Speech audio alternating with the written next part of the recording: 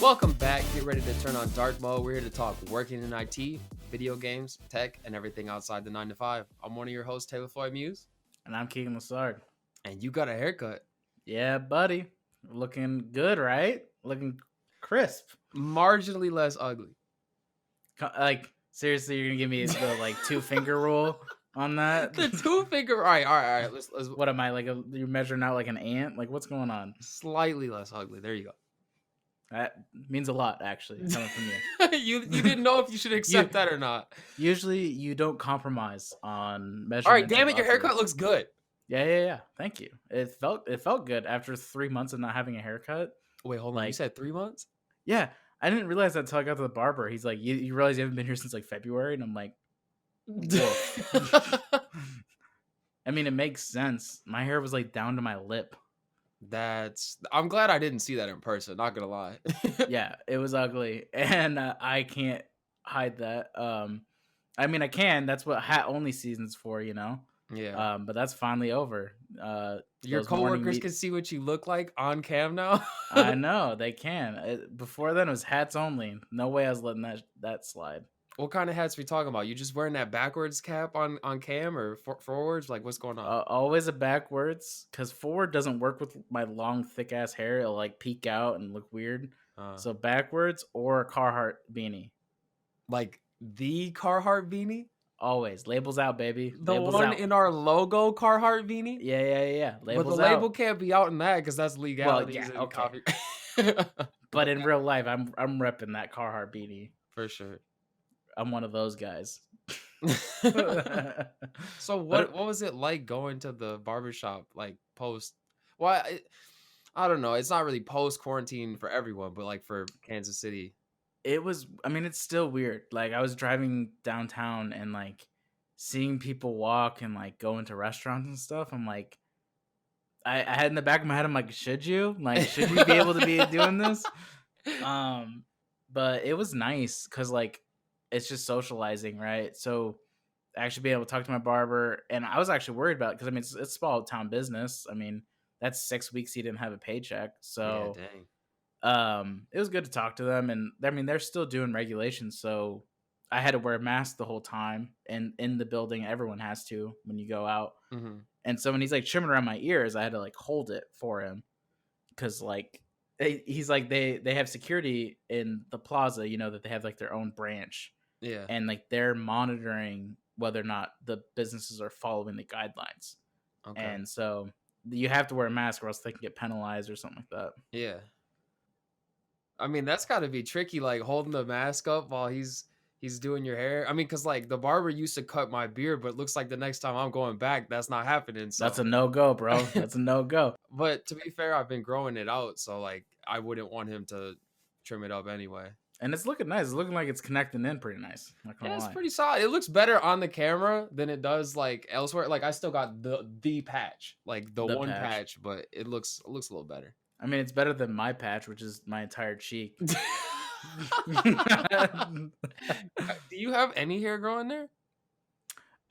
Slowly on the sides, but when I grow a beard, it is just sideburns to here to the chin, and then it's all neck.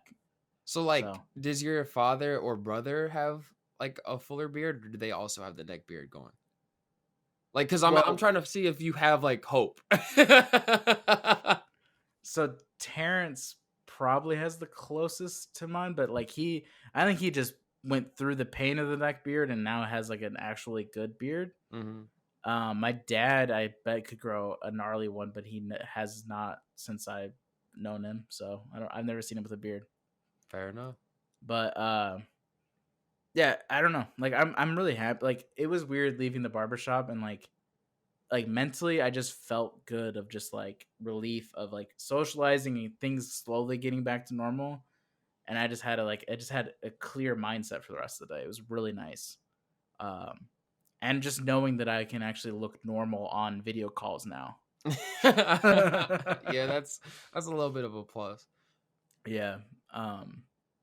But video calls though, now is so casual, it doesn't even matter, I guess. Everyone can wear a hat if they want to, You don't have to wear the normal stuff. That's kind of why I was asking, because I I don't know what your dress code is like at your company, but a lot of companies that might have a more business casual, like obviously most of them aren't going to be making their company or their employees still dress up in that business casual attire, I'd hope. So like Right. maybe like okay, you put on a button down shirt, but like otherwise people are just like in sweats and whatever. So I don't know. I mean, for the most part, I guess I've been pretty casual, but like it's never been like just a t-shirt. It's like usually like I maybe have a hoodie on or something like that. But like I do see people on the calls that are wearing business casual, like wearing button ups and like polos and stuff. And I'm like, but like why? Like what? Like no one. But then again, I don't even know what dress code my company has because I haven't even been to their office. That wasn't like a part of the interview, I guess. Like they wouldn't be like, all right, yeah, it's like business casual attire. I Because don't know you're yet. not coming into the office. I don't know yet. I'll tell you one thing. In IT, they didn't give me the polo swag. I mean, actually, now that you mention, I didn't get a polo at my company either. I got That's like our jersey, dude. I mean, my company just got like merged with another one, so we got a bunch of swag in the mail, like a backpack and a mug, and it's a really nice mug and all. But I was kind of hoping for a polo because like that's just kind of the standard. You get a little. That's how you pick out the IT people. They got the little athleisure polo with the company logo, and that's just like how you keep track of your jerseys. I mean, now that you mention it, it does seem kind of like I don't know. I guess putting it as a jersey is like it's a double-edged sword because like sometimes you might have like those actual jersey casual Fridays and stuff, but like when we worked together, we had our Fridays was the day you wear the polo. Yeah, And like ever since I left that company, like and I don't wear polos anymore, like I wouldn't wear a polo now, but and I also didn't really wear them when it wasn't a Friday. So like polos are weird to me, man. And I think the reason why I don't like wearing them is because offices are always so damn cold. So like I don't want my arms like shivering the whole day. Like I usually have just like either the button up or a long sleeve. But at my new casual attire, like I'll be wearing like a hoodie or some like long sleeve t-shirt. But well, then you got to ask the question like, if I go to a new company, can I wear my old company's polo, or does that feel kind no, of no, feel I kind of don't do forbidden? You that. I know, don't do that. I just so feel like it's weird. it's kind of funny how like the IT polo is such a thing. It's like if you ever meet somebody that's like a manager or like has a lot of experience, they probably got a lot of polos from all the different types of companies they've been at. True. But to be honest, like look at us getting different jobs at like newer companies and they have a younger crowd. The polo seems to be being phased out. Like that's not what our generation necessarily wants, I guess. So then like they'll Yeah, give you other types of stuff, like whether that is like a t-shirt if you have like a casual dress code or if that's like other desk swag or whatever. But like it's just kind of funny how we both came from some bigger, a little bit more like older companies and we got the polo and now at these ones it's just like nah, that's not a thing anymore. it's just the IT hoodie. Yeah, like honestly, that might be the where we're going. But like, we've had like our handful of jobs, and there's other companies that do things differently. But like, I just think that's like a funny observation. But Yeah, like, there always will be somebody at the company, like, or a handful of them wearing like a company polo. the Nike golf polo. Yeah, or yeah, like it's like the unbranded like as far as company goes, but it's just like athletic brand or something Yeah. like a golf shirt. It is really weird buying apparel from the company you work at, like company merch. Like in a marketplace situation. Yeah, like for instance, like Caterpillar, like they have like a whole brand of clothes that you can buy with their cat logo. And I mean, they're a bigger To company, like be fair, manufacturer. their logo is kind of cool. Like just when it says cat, like I kind of like that. But then Yeah, I guess it also depends on how cool your logo looks. Like if it's a logo that's like not the name, it's just like an icon. I feel like that's a little bit more acceptable. But if it's like it literally just says Caterpillar, it's just like across the chest. It's like yeah, maybe not. And like especially like a lot of IT companies have weird names usually. And so like whenever they're just branded across a t-shirt, like no one like you could wear that in public and everyone would be like, no one has any idea what that means. Like besides people that work at the company. Maybe that's like feeding into the hipster element. Where like the West Coast like hipster that everybody has in their head, but they also work in IT. They're like, oh yeah, like I work at this small company that nobody knows about yet. What if like in 20 years, like the fashion icon is getting like vintage shirts are such a thing now that like in 20 years it's like a bunch of vintage like swag merch from companies becomes like super hip to wear. Dude, honestly, Like like don't put it past people. Like our kids are gonna be wearing shit like that. people are start selling like Supreme shirts, but now it's like IntelliCorp t-shirts that they can they can sell. Dude, that sounds so real. Like I'm hearing what you're saying, and it's just like I already have the vision in my head. Same way that like kids now are kind of wearing the 80s like jackets. I'm fumbling over my words here, but you know where I'm Denim? trying to go. The windbreakers, like those Oh yeah. multicolored things, like those are dope, right? But Yeah. like later on down the line, it's gonna be like those IT like whatever, or just some obscure company name or something. What Like it like picture this. Some like kid right now is just going to like all the IT conferences, going to like the Microsoft Azure conferences and like the expos with all the like small IT corps, and is just collecting as much free swag as he can, and then is just waiting, sitting on that stockpile, he's and waiting. he's gonna make the next Supreme brand where it's literally just like Oh my old IT gosh. companies, and you That's can kind of get funny. if this doesn't. I mean, we're putting it out there, guys. I bet there's an audience for that in a Somebody few should do years. it. Yeah, we should do I it. mean, we can do it. And like maybe one of those will be a dark mode polo when we finally get merged. Yeah, He looks at he's like, yeah. yeah. But I'd I don't wear it. know. You know when you said like an obscure, like weirdly named IT company, my mind jumped to Silicon Valley, the show where Ehrlich made Aviato. Like Yeah. and like he always said it weird. Like everybody was like Aviato, and he's like Aviato. Like he had to say it just like that. Oh man, what a show. Uh, God, man. So what you been doing though? Otherwise, like you staying busy. Like how's the quarantine life? Well, actually, you're kind of out of it somewhat. But like, what you been doing? I'm doing all right. It's just like I think I'm reached the like. I think me and a lot of the people in the country are. I'm reaching my attention span for it. Like I'm at the point where I need socialization again. And I mean, I'm playing video games. I'm watching TV. I watched that Solar Opposites Hulu show that just Oh came yeah, out. I saw a little bit about that. Justin Roiland's next show, and not with Dan Harmon. Like Um, those are the creators of Rick and Morty, right? yeah, and it basically is Rick and Morty.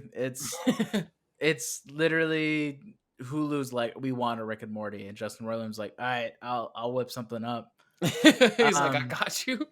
and it's really funny. Honestly, if anybody has the time and they're okay with really mature TV show and cartoon, really funny humor in it. It's only 8 episodes, so it's nothing like crazy to like digest. Um, so watch that and just honestly just working from home and getting through it. I really hope Memorial Day weekend coming up, I could plan for something or at least like some people visit or something because now that things are opening back up, I really care about like friends visiting more than I care about like going to the mall or something. So I'm, Yeah. I'm hoping for that. What about you? You've been planning anything? Yeah, I mean, we're still in lockdown here for a while, so like I haven't been doing anything too much out of the house, but I I started up after beating Doom. I don't know if I said that last episode, but I beat Doom and that game was crazy. Um but I was like, all right, Last of Us 2 confirmed for was it 19th, 17th, somewhere in there. And I was like, I need to get the original game just under my belt again one more time. And I just started it up, and it was like I started up with the intentions of like I'm gonna block out that part of me that wants to explore everything because I've done it already. Right. Like, but like that's hard to do, especially when you're just like walking by shiny stuff that's like blinking at you, like pick me up. So like I'm like trying to find that hybrid of like getting through the game quickly for the story, but um not exploring everywhere and not playing it on a harder difficulty. So I just put it on normal and then just went through it. And I gotta say, playing this game, which is now 6 years old from the remastered, because I played the remastered PS4 version. It's 7 years old from the original PS3 version, I'm pretty sure. Um, I gotta say, like, my opinions of the game have changed, like flip flopped. So when Like I you hate played it? this, no. Like, let me explain. Let me explain. It sounds like I hate it, right? um, This when I game sucks. It's 6 years old. It's shit. I mean that I'm getting into that part. So I when I first played it, like this was a newer game, even though it was the remastered version on PS4. I didn't play it on PS3. It was still pretty new. So like this was like newer, like I don't know, maybe not new gameplay styles, but it fit the times. I liked the gameplay back then. I thought it was really cool, like how you had to manage ammo and like do the melee combat with just like stuff on the ground. I thought like the AI was cool. They'll try to flank you, and then like I thought the story for my 18-year-old self was like underwhelming. I was kind of just like, oh, like I'm not gonna get too much into spoilers because I feel like I don't want to ever spoil this game for someone. It's just like too good now. But like at the Like time, me, I I was have like, nothing. I have know nothing of this game. yeah, like, and I don't want to ruin that for you. So I at the time was kind of like, huh, like I don't feel like too much really happened. Like I had just come off of like some other like higher action game probably at the time. So I was just kind of like, oh, like that was cool, but it wasn't like great. But I really liked the gameplay.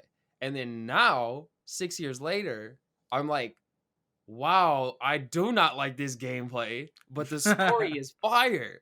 So like it's honestly, it's like it flipped on me. So Okay. I don't know. I think that's just me maturing in my like tastes in like cinematics and like other stuff like that because I was like, okay, it's literally about the journey and not like some crazy climax because like it does have a lot of high intense scenes and stuff like that, but it's really about like their relationship and then like what he decides to do at the end. And the entire time I'm just sitting here listening to the music again, and I love their little they got this like twangy guitar that plays and it's got like this perfect like mood setting vibe going. And I was liking that. But anytime I was playing the combat, first of all, I've been playing a lot of FPSs on mouse and keyboard, so my aim was atrocious for the start. I was Yeah. literally like missing easy shots, but like the base aiming, your guy is literally like, if you keep the reticle still, he's like this. And I'm like, bro, keep the gun steady. Like, literally, just keep the gun steady. Why are you swaying so much? You have to like buy an ability to like not do that. And I was Wow. like, that's dumb. Like to That's reduce trash. the weapon sway. But I yeah, mean, it kind of makes sense, but like that's pretty extreme. yeah. Like I would have thought like it would have been just like, oh, like when you're aiming down the scope, like then it's like that. But it's literally like just trying to aim normally. Like it was really bad. But then I got better at it. But game was fun. I'm glad I replayed it, but it was kind of just like on a whim that I was just like, all right, we'll toss it in, try to just crank through it. And I'm glad I did. And it's got me real pumped for the second one. Like, I just find it funny that like you've played this twice, but yet Horizon Zero Dawn is just chilling on your shelf, like never been touched for an exclusive. yeah, a little backstory on that. I don't think I've said this on the podcast. I like bought that like Black Friday, I think, or like it was like the Black Friday sales time of year at GameStop for like $10. And I was like, okay, yeah, like I'll get to this when I get to this. I just wanted to get it because it was cheap. And then I just kept putting it off.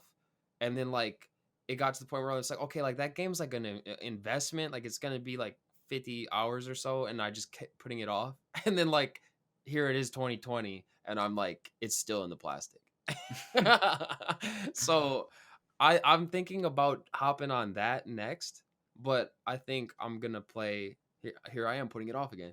I think I'm going to finish Fire Emblem first. I support Fire Emblem finishing that first.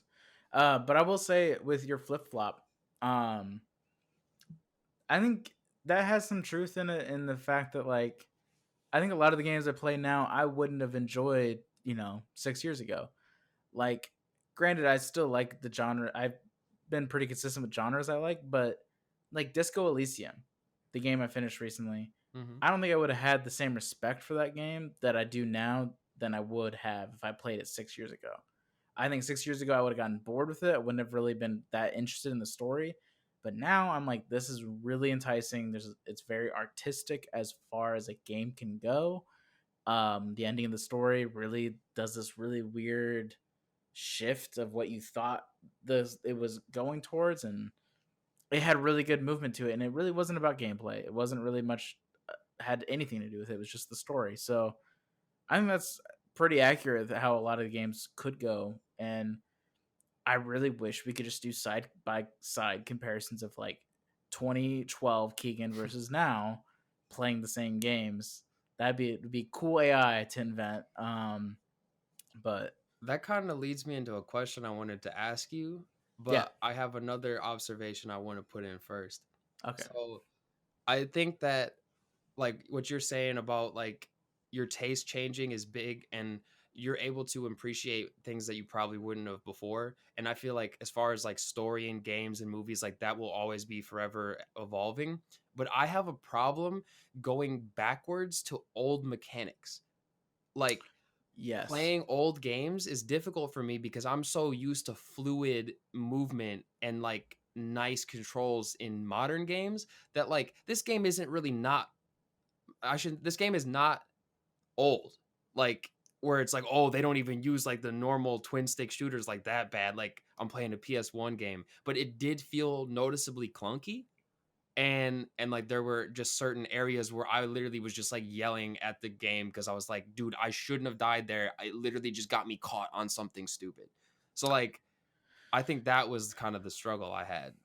yeah. That's a rough one, and it's like, I actually had that problem with Marvel Ultimate Alliance. So that game came out and it did a good spin on a modern take of an old gameplay mechanic of a hack and slash. And when it came out, I was like, I'll play the old one because I have it on. I still have my Xbox original. I still have Marvel Ultimate Alliance 1 and 2. Yeah. And I'm like, toss it in. Let's have some fun. Had fun for like a hot 10 minutes. And then I'm like, I thought you were gonna say hours or something. 10 minutes is not a lot of time. dude, I'm telling you, I was like, wow. Like, I could tell I played this when I was a kid because like I got bored of the gameplay mechanics. And the nerd inside of me loves the nostalgic of that game. And it does have a good story. I'm not gonna lie. Mm. And the story and nostalgic aspects, the only reason why I could get through that. And then when the new one came out, I was like, okay, they added a lot. Obviously because it was an old game to begin with. And I was like, this is fun. Gameplay mechanics are good. All I could think though was there's like very little to no replay ability that I really want in this game. And that was what was disappointing. I was Okay. like nowadays, if you do such an old gameplay mechanic like that, you have to either, for that Marvel game, really entice the characters you can choose from. And there is a lot, but like at the same time, you're kind of sticking your core ones you want to play with. Yeah. And then they had the challenges, but even those challenges got boring. And like, to be honest, to unlock the skins or whatever you really want, it takes forever. So and the DLCs are coming out, and that's great and all. And I haven't really paid that much attention to it, but I'm a huge Marvel fan. I should, and I'm not. And that's just something that happened. I think it's just a matter of, if this game came out when I was in high school, it might have been different than it is now. Maybe. Yeah, and like I have that kind of fear. It's not really a huge fear because I trust Naughty Dog. Like they don't fail. Like I feel like they just make excellent video games. But I was like kind of worried that they were going to have like they didn't make enough changes to the gameplay aspect because I know they're gonna make a fire story. It might even be like controversial, like people might be a little bit divisive, whatever. Because I know some people might have been about the original Last of Us, but like they're putting in a dedicated dodge button, which is missing in the original game. And the entire time on my playthrough, I was like, dude, I just want to dodge. Like, he's coming at you with an axe. Just go like this, like duck, instead of just like slowly running away, like actually duck. So Yeah. they're gonna make needed changes like that. But I think the nostalgia glasses kind of help people sometimes get over those. But like, I don't know if this game is nostalgic enough yet. And that's my question. At what point does a game become nostalgic? Because it's going to depend on the person. But like, let's say this. I did feel a little bit of nostalgia at certain parts of the game when I hit like some parts of the story. I'm like, oh, like I remember playing this 6 years ago. Like, that's cool. But then like, I don't feel that way about Borderlands 2, for example, which came out in like 2011 or 2012. That game feels like it came out like just yesterday to me all the time. Like, I don't really say I have nostalgia. It's just like I love that game. I don't connect with it the same way I do like a game like this.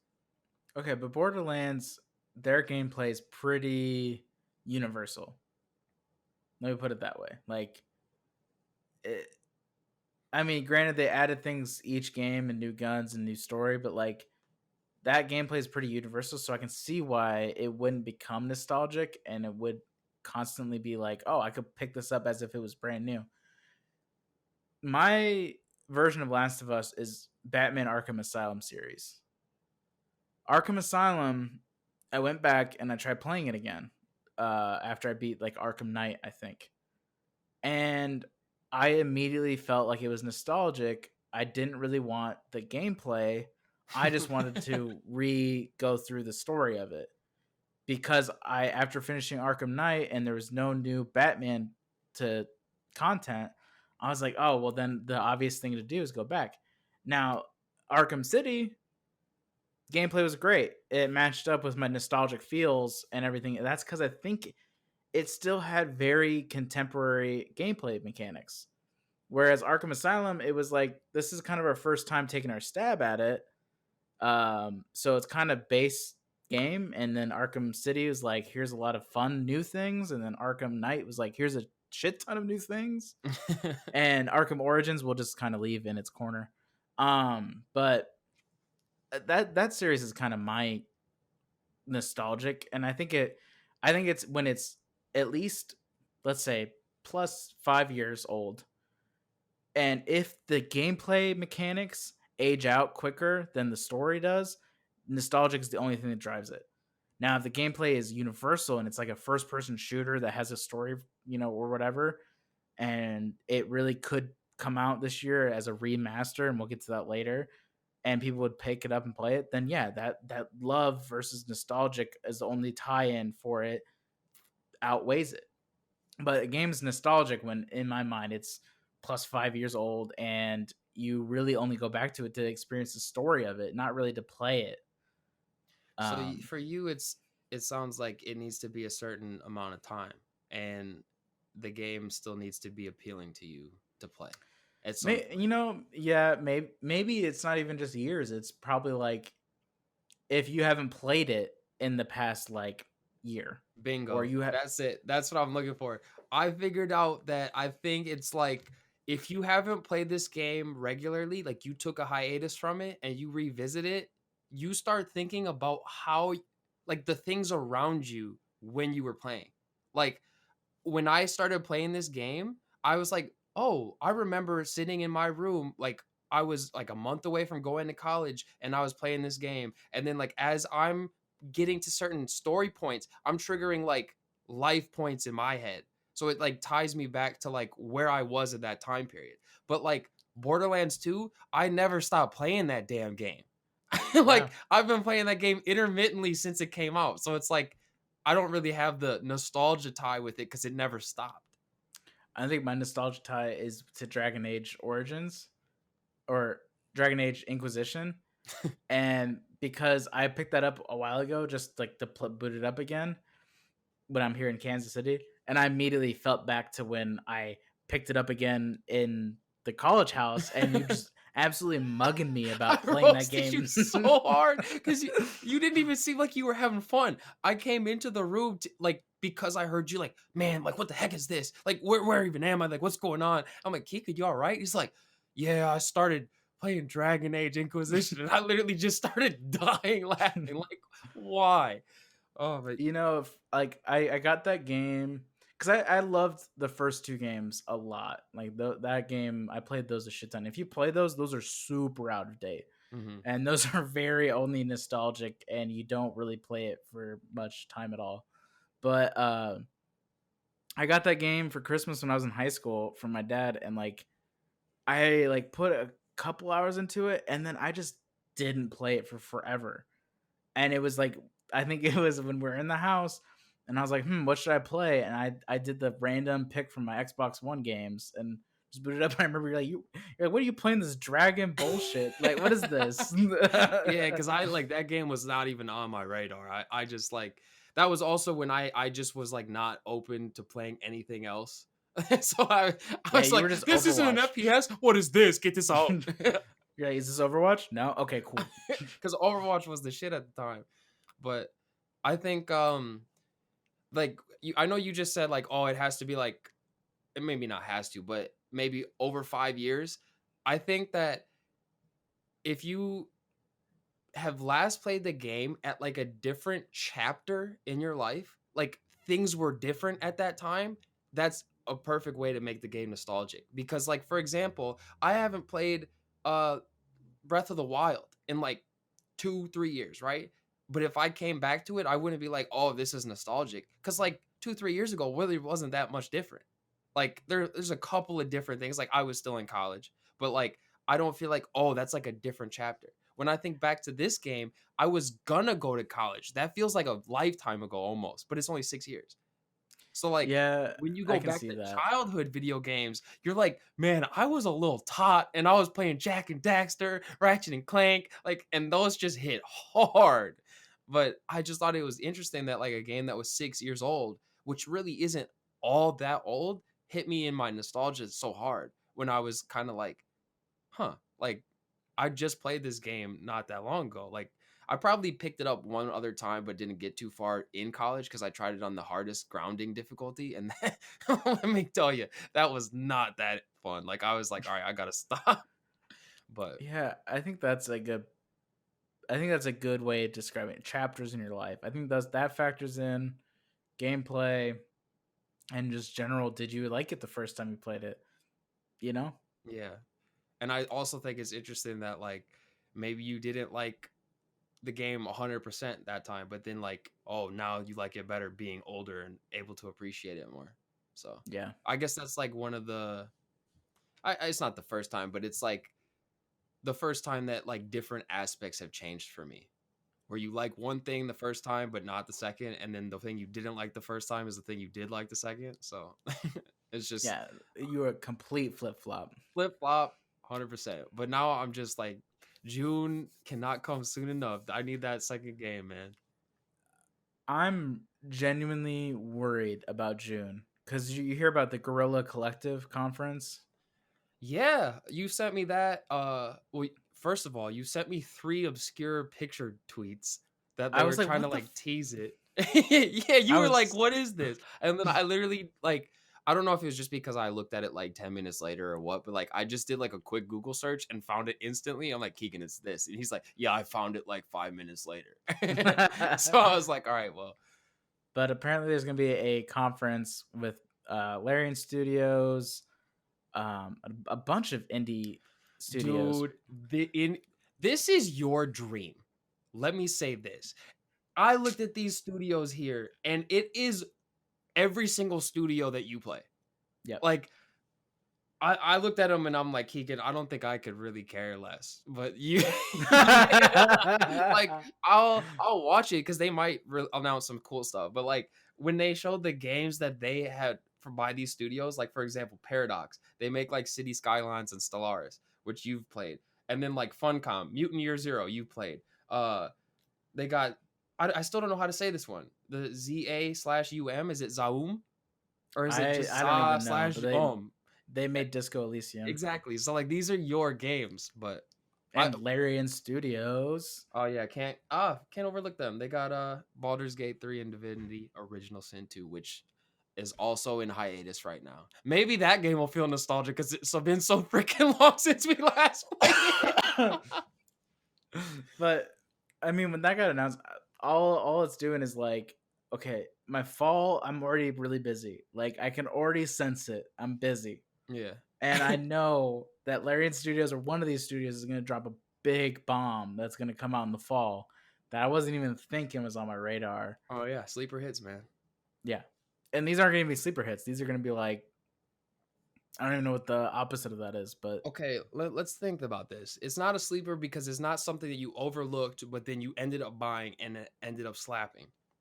It's gonna be, we'll call it like the unaccounted force. That's a work in progress, but you didn't account for it, but it's gonna hit. or the announcement slap Something. I or don't know. We gotta work on a that. conference slap. But like it's something that you kind of do know it's coming, but it's unknown. It's a mystery box. Yeah, there it is, the mystery box. All right, we figured it out. So a couple of mystery boxes are bound to come out of this June, and you ain't ready for No, I'm not. And them. you know what I'm honestly worried about, and I don't know why I'm worried about it, is that Larian Studios is gonna have this conference, and they're gonna be like, early access is open tomorrow, and it's just gonna be like, splat. There goes my summer. I'm just gonna be playing Baldur's Gate 3 Yeah, all summer you're long. gonna still basically be in quarantine. People are like, "You want to go to the bar?" You'd be like, "Nah, I'm going to like whatever the world Nah, is I'm there." playing D&D. Leave me Yeah. alone. Um. So a lot of game studios have been doing that lately, though, where they'll just like do their announcement trailer and they're just like, "And it's available now." And then everybody's like, "Oh, scramble to go get it!" Like, like it's not really for the And it's like, huge games, but like the semi cool indie games or just like early access, they're always just like now. and it's funny because like it causes a rush in me as a nerd, but they're not gonna run out of stock on online. Like I'm Yeah, buying everything digital these days. Like why do I feel a sense of urgency to like, oh, I gotta? It's not like it's a closed beta or something. they know how to toy with us, man. Oh Because like you man, want to be first to the action, like you want to see what it is, and it's kind of fun to be there first, but I don't know, like it's a perfect way for them to crash their servers. Like stress come test. quickly and just like ruin our shit. Like come on. I really hope that all these studios hire some great QA engineers and just do stress testing like as they should be in performance testing. Dude, Because I can't like, even imagine what it's like being a QA engineer for a video game though. Cause like it's ugh. not as simple as just like, okay, you gotta verify all the edge cases on our software. It's literally just like, man, I gotta like make sure I don't clip through walls. And that like I was watching a Doom speed run and the dude is able to just like he opens the weapon wheel to slow down in-game time, and because he has 240 FPS, he's able to put bound jump to the mouse wheel and flick it super fast, and it just launches him, clips through everything. How do you test for that? Like the devs that were watching it were like, "Yo, what is he doing?" So I sent you the link to this, but please finish Doom quickly because it is one of the funniest things I've seen. They were like telling maybe we should just like mess with speedrunners. They're talking about putting extra shit in the game to like ruin speedrunners. Perfect. Anyway, carry on. I don't even know. I don't even know, to be honest.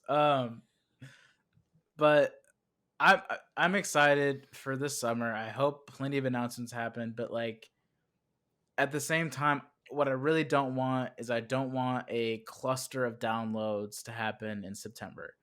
I don't want all these favorite games that I really want to play to come out all at once. They're gonna. And I know that sounds really like first world problems, but like I just really hope that there's at least some space because I know that Cyberpunk and Avengers there's not going to be very much space, and that's fine. I'm just hoping that this summer is like holiday 2020 as the because I feel like holiday 2020 and then that gap into spring is so overlooked a lot of the times for game releases, and I mean I feel like that would be a good opportunity, but we'll see. Yeah, I mean it's bound to happen because it happened this past fall. Like I had to overlook certain games that I was originally hyped for, and I still haven't played them, and that's what makes it kind of fun when like, oh, I just was like ignoring Fire Emblem, but then I bought it and I loved it, but now I still need to finish it, and I'm gonna probably start that like this week. But it's just kind of like I'm excited to know what I'm not ready to buy, but I'm gonna. Yeah. But like I can't know until like December. So we'll see. Yeah.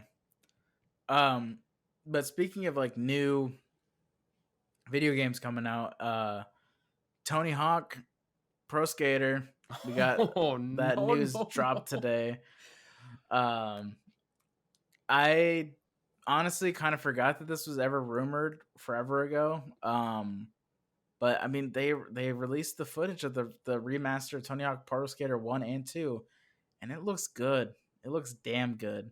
Like I want to Yeah. hate on it right now, but it looks really good. Those games are nostalgic. If we're gonna talk about nostalgia, like I grew up playing. I didn't play the original one for very long. I played that at a friend's house, but I had like 2 and 3 or something, and because I had them from a cousin, and dude, they were just so much fun. I loved those games, so I'm excited. Like I'm gonna play them. I'm not Did even you gonna try to find a reason to roast them. I'm just gonna get no? them. Did you play Tony Hawk Pro Skater Underground or whatever? That one that came out like after the second one? Oh yeah, like Underground. I played Underground 2. I don't think I played the original Underground. And they even had it on like the Game Boy Advance. Like, Yeah. oh my gosh. Good times. Oh man, but I don't know. Like the reason why I jumped to I wanted to hate on it is because I'm kind of sick of remasters. Like, when did we jump the gun to like a new game? I like we just need to remaster an old one and just port it to our new stuff. Like that problem solved. And it's like, well, Problem solved. the footage I saw of that game, it looks like a brand new Tony Hawk Pro Skater. So like, why wouldn't you just create a new game and then include old maps? As like, remember when Call of Duty included the old map of Nuketown or whatever as a DLC? Like, Yeah. perfect example of how you could just incorporate old into the new. And like we talk about that nostalgic stuff, I'm like, this is great and all, but like, I don't want another remaster. I want you guys to make something new. I want Skate 4. Like let's give me something new. I mean, Skate 4 is like another company, but understandably so. Like that game would be amazing, but I don't know. I mean, people know that nostalgia sells. Like we're over here talking about people getting in their feels while playing games, and they're just like in that phase right now where they want old stuff to be new again. They like, because let's say this, when you remember an old game, you always remember it with better graphics than it had, Yeah. and then Yeah. you go back, you're like, wow, this is Yeah. not great. So like, I don't know if they're just feeding into that where it's just like, oh, everybody wants their game to look nice like it is in their head. Like, let's just like sell it to them. And And like, it's selling like hotcakes, to be honest. you never look back at those type of games with any negatives. You don't think about the negatives of that game. Yeah, you just You overlook think all negatives. so. I mean, I get it, but like I don't know. Just recently, I just feel like we've been overwhelmed with the amount of like either ports or remakes of old ass games, like the Star Wars one racer game that was on the N64 originally, and it's like randomly is getting ported to Switch and PC, and I'm just like, why? Who's wanting this game? I don't And know. I mean, I had it on N64. I still have the cartridge for it, but I'm not the. I mean, it wasn't that great of a game. I don't know if you've ever played it, but I haven't as far myself. as Racer goes, not that great. And yet we're remastering it and putting it on the Switch. Maybe it's because just Switch is just like, yo, we need some. So any IPs out there that want to resell their games, come on in. Yeah, I don't know. We actually want to talk a little bit more about the Switch and like how we're going through a little bit of a dry spell, but that's next week's episode. That's next week's. But I don't know. I'm just tired of remasters, and I'm tired of like the ultimate remaster like rumor has always been Diablo 2. That I don't know how long that game has been in the works of being remastered, Hmm. and it actually came up again this week. or maybe last week on IGN. I'm shout out to IGN. Sorry, I didn't actually want to say it out loud, but I'm saying it. They, I'm tired of these rumors.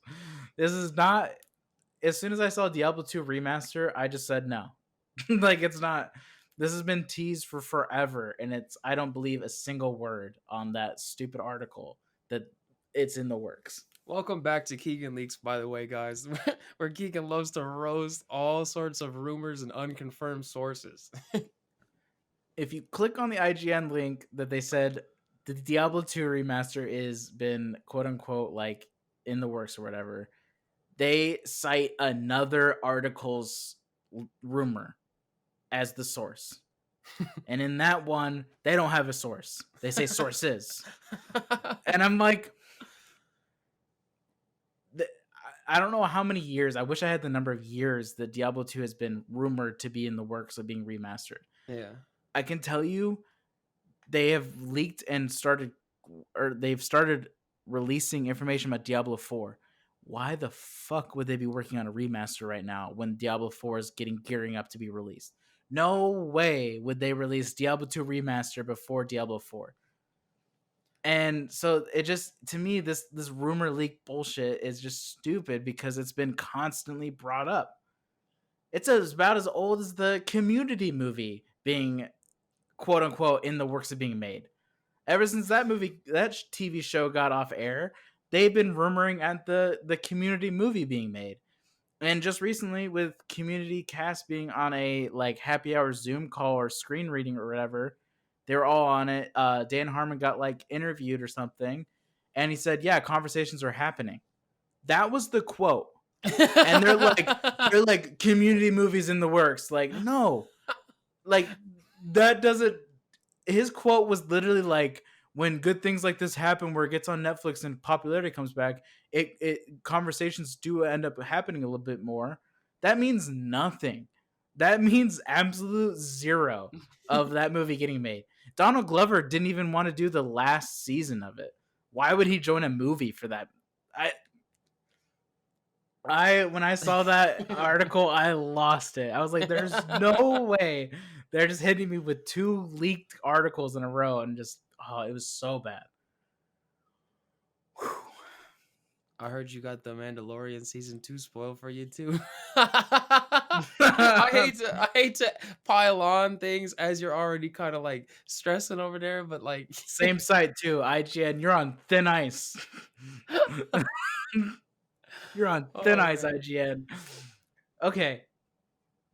Okay, so definitely a big spoiler right now for Mandalorian season 2 if you haven't seen it already. So skip ahead. I don't know. Wait, and let's clarify.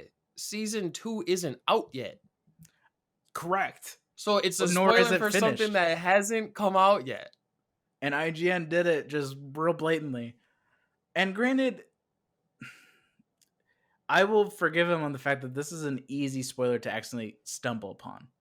Like, going to the IMDb page of this might spoil it for you. But, like, fans like me won't go to IMDb right now or won't search out for spoilers because we want to watch the show. I mean, like, I'm ignoring all Last of Us 2, like, news right now because they I heard the whole story was leaked. Yeah, so I know the pain. So spoiler. I'm about to say spoiler for Mandalorian. IGN makes an article that says Mandalorian season 2, they found their Boba Fett. And I was like, Boba Fett is in season 2? And it's like they cast the guy that did in the prequels did Jango Fett. That actor they casted in season 2 to be Boba Fett. And that was the news for that article. But in my mind, you put the spoiler tag on that because I don't know if you watched season 1, but Boba Fett wasn't in fucking season 1 of Mandalorian. So this was definitely going to be a major episode point in the next season. Yeah. As Boba Fett is fans' favorite characters usually. So I was furious because I really wanted Boba Fett. You texted me in a little bit of a I don't even know what the word, like, you were upset.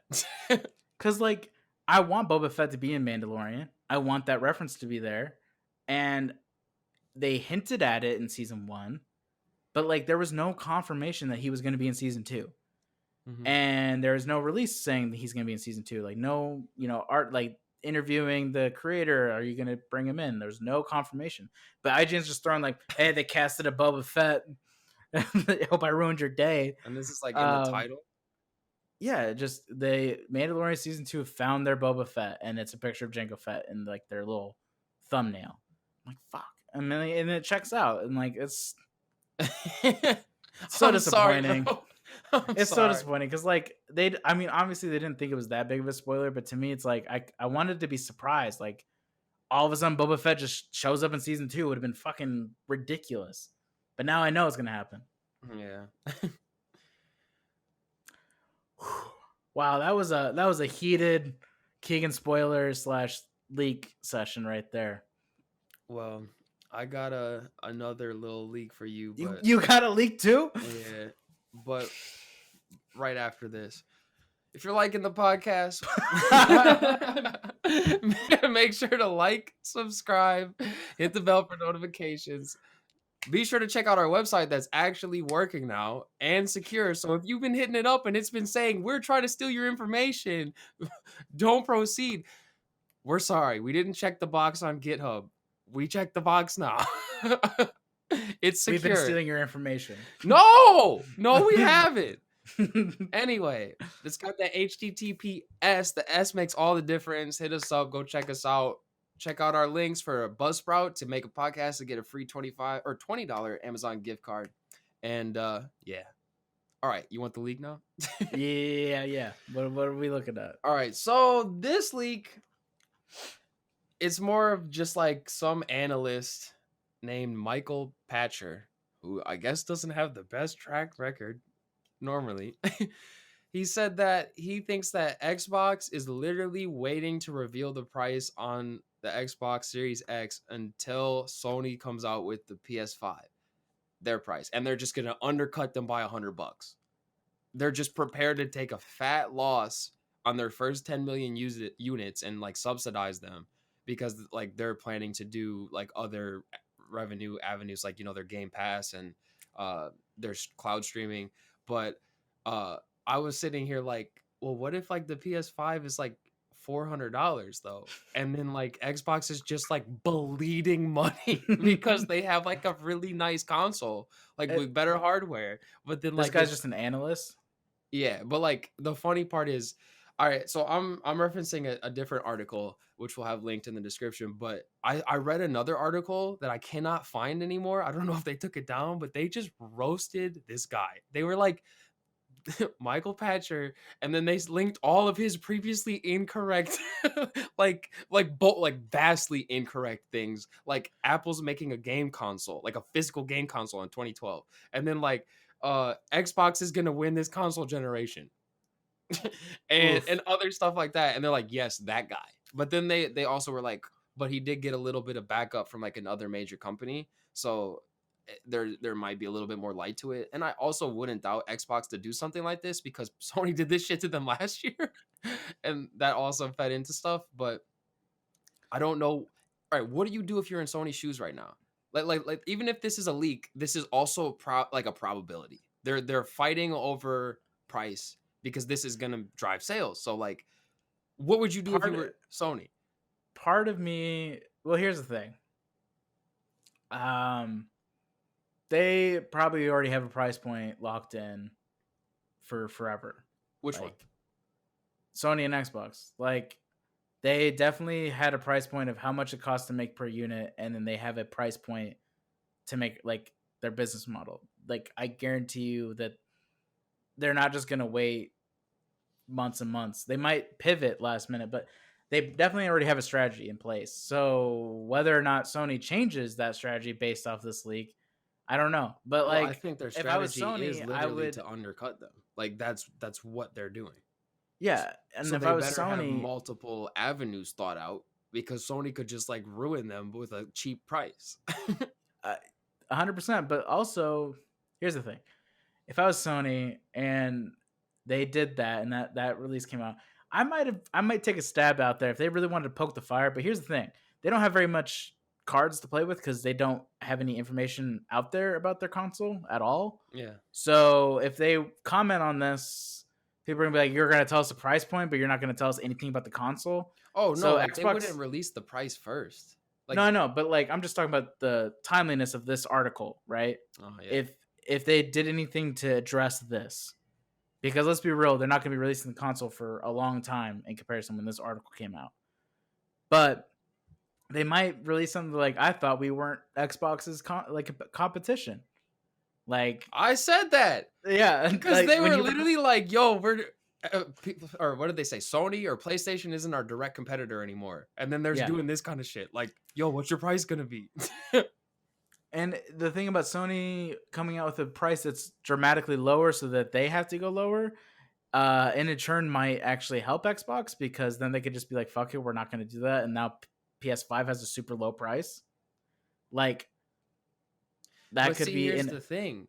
Like, if they're selling the console for very low, they have to have different like avenues of revenue. Like Xbox has those. Sony really kind of doesn't. Like their games are driving a lot of their console sales, but people have made it abundantly clear that the Xbox seems more powerful than the PS5. So it's like, okay, cool, but like if they go up in price and the PS4 is like, okay, you get like basically the same thing, maybe a little less for cheaper, then it's going to be like, okay, why go Xbox? But like if Sony sticks at $500 and then Xbox is now $400, everybody's going to be like, well, dang, I could get a way better console. Like in their head, they're going to say this, even though it's like not that big of a difference.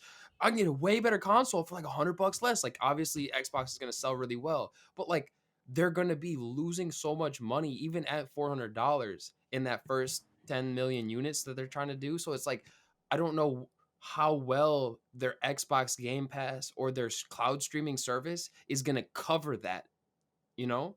Like I'm curious like how they plan to like do this.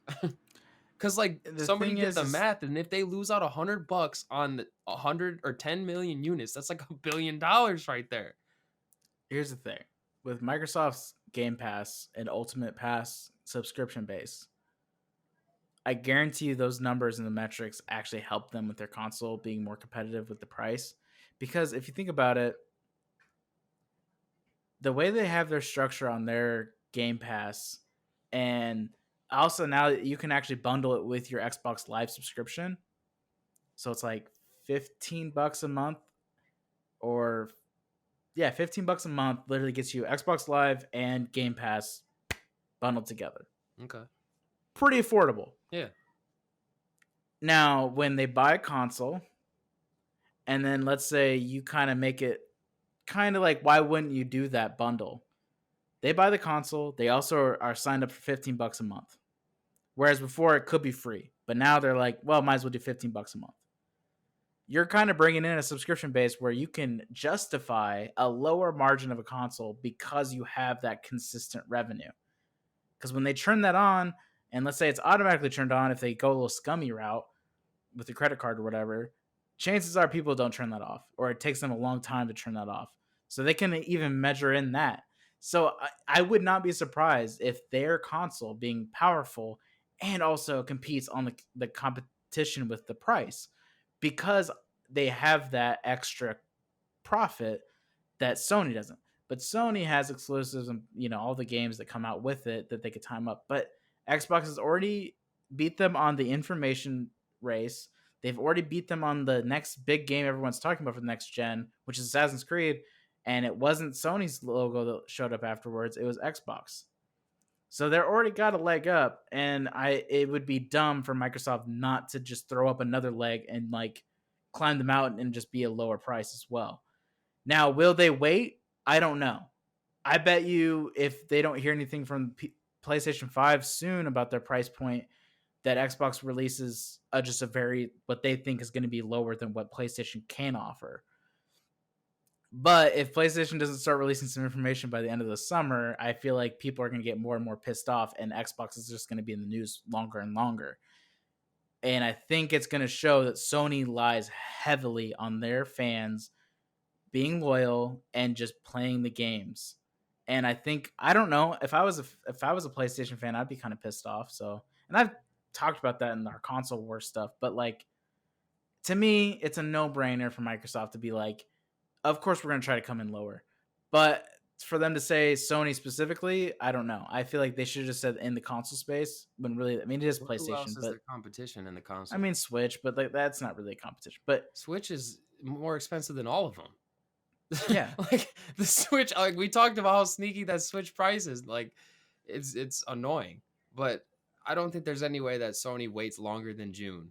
Like because that's when the E3 stuff usually is, and like in previous years they've announced stuff at E3, and I guess in like maybe the PS4 wasn't, but like originally things were announced at E3. But I don't know. I'm genuinely just like kind of excited just to see how things shake out with like sales and like the new console wars and stuff. Just cuz like being an adult now, whereas like when had the previous consoles, it was just like kids bickering about like, yeah, like I play Halo and I play this, and it was like there nobody had like valid arguments. Like it's just going to be entertaining to just like watch sales drive, and then like how angles come, and like I like going on online and just watching people just like argue so hard about different things, and then you go on Twitch and then like chats just lighten up about it. But yeah, like I wouldn't be surprised if like these weird price points and sales that go on give Xbox an early edge. I just want to know how their subscription is going to help, because like I'm curious like what numbers are, like how many people have that, like percentage of people that buy a console, like how many opt for that, because like that definitely is going to help them. But like what is it, like maybe 30%, or is it something higher that's like 50-60%? Like I don't know. So like I'm kind of interested in the metrics of it, so yeah. we'll And have I to mean, see. I don't even use Game Pass that often, and I still have it because it was just convenient to sign up for Microsoft Ultimate, which was already paying for Xbox Live, and it was like an extra few dollars to get Game Pass. Um, while we're talking about the business model of everything, can we agree that the the full price for a game needs to come down? That's Like not as we move it, happening. like as soon as like we're in a like a fully digital space almost. And remember when the Xbox One came out and they're like, we're going digital, and everyone shat their pants. Yeah. And but now we are kind of in a full digital mode. I would hope that that brings down the price because they're not moving products near as much as they used to be. Dude, they know that they can milk so much. Like if anything, I don't have so much of a problem with the $60 game as I have with them being like, "Oh, here's our deluxe version for $90, and then here's our like bonus version for like $120." Like, no. Just put your freaking game in the $60 package, and then like maybe have a DLC come out, like a pass that gives you like regular shit. Not like, Yeah. "Oh, here's the remaining 20% of the game for an additional 20-30 bucks." Like, I hate that. But I mean, people like the only way you could stop that is if like everybody just stopped, and nobody's gonna stop. So Strike. yeah, like nobody's gonna do that. They as much as they complain and they moan, like they're like, well, I want the content though. So then they buy it. Like people buy stupid stuff like Fortnite skins and other skins in games. Like I've spent $20 on a League skin and I don't even play that game anymore.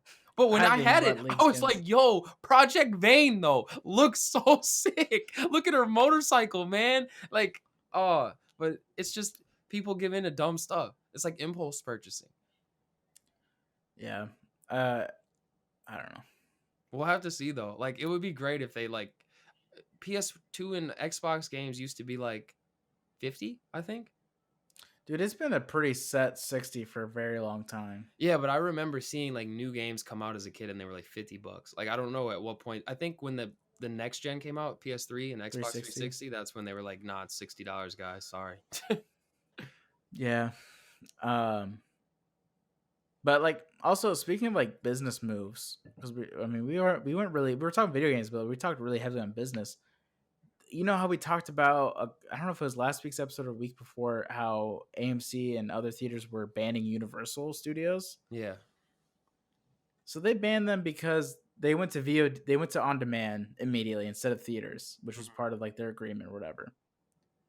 Disney is out here like, yo, that Hamilton movie we said in 2021, July, Disney Plus, skipping the theaters, So they're just not waiting. silence from the theaters. They're Really? like, okay, cool, Disney, thanks. They're like the cool kid in high school. You don't want to mess with it. You want to be at the table. Like, we're still on for next week, right? We'll eat lunch together. Yeah. Maybe they're scared of like the drama that was happening with like the Marvel stuff and like other companies they've seen. Like, I mean, they don't seem to play around. So maybe they just were kind of like, yeah, maybe we don't want to wake that giant, poke the bear kind Yeah. of thing. I mean, yeah, especially the water they're in. I mean, that's like a large chunk of their money. But like that's, I mean, Hamilton's not like the price tag movie coming out next year, but that's still a movie that was said to come out in 2021 in theaters, and they're like, nah, it Yeah, comes out like in a couple I months. mean that's a big jump. Like you just Yeah, skipped a lot of time and a lot of like forecasted revenue for people. So I can and but understand like being I'm upset. just amazed that there's like just no one like, hey, that sucks coming from the theaters. Yeah, and So that's they're why I like, can't okay, Disney, you understand. do you, but Universal, you shit, you're not coming back to our theaters. And that was for like trolls. Trolls too. Like, come They're- on. we wanted that. We needed JT in the theaters. Was he in that? Yeah, Oh a shit, lot of like music, maybe I'm upset now. No, I'm just dude. kidding. Like that one song with SZA and Justin Timberlake. I can't remember the name of the song, but it's actually really catchy. I like they listen to made it. they made a song for the movie. Yeah, it's in the soundtrack. I saw a song But that had Anderson .Paak in it. That yeah, I was like, geez, they're getting like some crazy. I shouldn't say crazy, but just like people you wouldn't normally think for like a kids in a movie. kids movie. Yeah, Yeah. But maybe AMC was just like, you know what? We got some recent good news with Amazon. We're not gonna rough the waters with Disney. bro, I am not at all surprised. Amazon's talking about buying out AMC, just acquiring them. Here's the thing. It was a rumor. So again, with leaks and So stuff and Keegan was rumors. kind of like, I don't Mm, know. but it makes sense why Amazon would want to dip their toes in the theater business. Because they already got Prime Video on lock. They got Prime Video. Um, AMC was heading into the on-demand video space, so that was their main competition. And it was a rumor, and then AMC's stock market price went up 40 some percent in a day. Well, Now, granted, that was $2 to $5, but it's still 40% yeah, up it's in still one an day. increase. I don't know. Like, we just talked about Amazon and the VP resigning and stuff, but like, if Amazon bought out the theaters for AMC theaters, I mean, that's huge, and that's a huge move. But it would solidify their Prime Video originals that they want more traction on Oscars and to be presence in the theaters. They would beat out a lot of streaming services to make that partnership, and it makes sense. I mean, that's in AMC's mind, and a lot of theaters probably that's like saving grace to get that kind of support. But I mean, that big of a merge, it might not go well. I don't know. I just never even thought about that scenario. I'm already past the merging of it. I'm already thinking about how Amazon's gonna lay out that theater. Like these Amazon Go stores where you just walk in and take what you want and then leave and it charges your account. You're literally just gonna walk into the movie, sit down, and it's gonna charge your Amazon account. Like they're just gonna They're know gonna like you're in there. scan for candy, Well, yeah, and they you're like, scan the candy too, but like they're gonna just know your phone is in the theater. So then they're just gonna be like, all right, yeah, you're good. Like you can't enter no, the theater like without a phone. they're gonna scan your body to see if you have like any candy or like snacks hidden. Because that's how they know who you are in the store. It's like through a network of cameras that like it once you pass through, it attaches you to your phone and whoever guest you scan in. So when you pick up an item, they're like, don't transfer it to another person because that confuses the scanners and like will like set off the like I don't know if there's an alarm, but like it causes problems. So like when I was like, okay, like you want to get this, like to the person I brought in as a guest, I'm like, all right, you got to pick it up. Like I can't do it for you, but like they tie you. So I wouldn't be surprised if like first of all, you enter the theater and then they know you're in, they charge your phone, but then they just like mute it. They're like, there's no more like, hey, remember to silence your phones. They're just like, it's off. Like, just like shut it down. So I don't know. It'd be Amazon's super interesting to see how that works out. make a Black Mirror episode on it. And like that tech stack would be wild that they could probably implement into the theater. They can like determine like how many people were like entertained by it, like their attention span, maybe like the demographic of who How many went. people left? Yeah. Dude, analytics, man, getting intrusive. Oh man. That would be a good Black Mirror episode. I'm telling you, like they've done a lot of similar stuff. So like they just got to make an episode where it's just like one company that is just like taking over everything, and then just like how they implement everything. I mean, I don't know. It's just very Somebody yells in the theater or like talks during the theater, and it's like immediately gets alert on their chair. It's like, stop talking. Shut up. So Amazon's got some big potential news, but we got some big news ourselves. We actually hit 2K streams on our podcast on just the audio side, actually. Just audio? Yeah. So we're doing good. we got a few more on the YouTube as well to add to it, but we're gonna be running a giveaway for our loyal fans. So we got Frostpunk, 2 copies of that given away, and also Hitman 2 and Grease, which was also, I think it was like a Game of the Year nominee for the indie games.